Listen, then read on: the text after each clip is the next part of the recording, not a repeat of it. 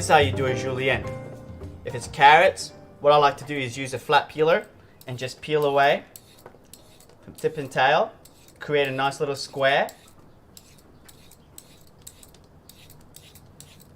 You get the idea. And basically, don't have anything disturbing your cutting zone, and just stack them on top of each other like this.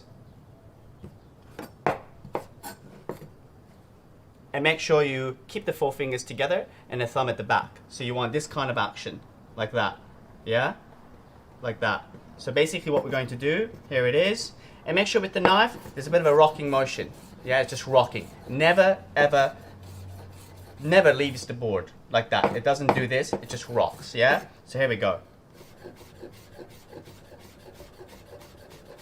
And then after a while, you'll know what's happening because you haven't cut your finger yet. Great.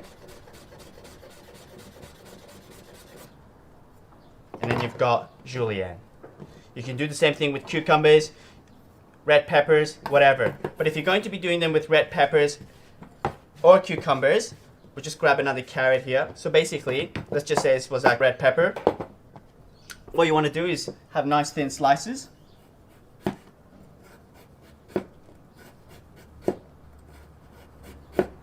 And then, same thing, you know. There you go. Four fingers, thumb at the back, rocking motion.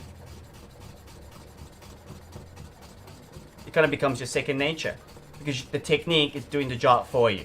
It's an illusion to think that I'm a pro and then I know what I'm doing. I'm just using the technique. That's all I'm doing. There you go.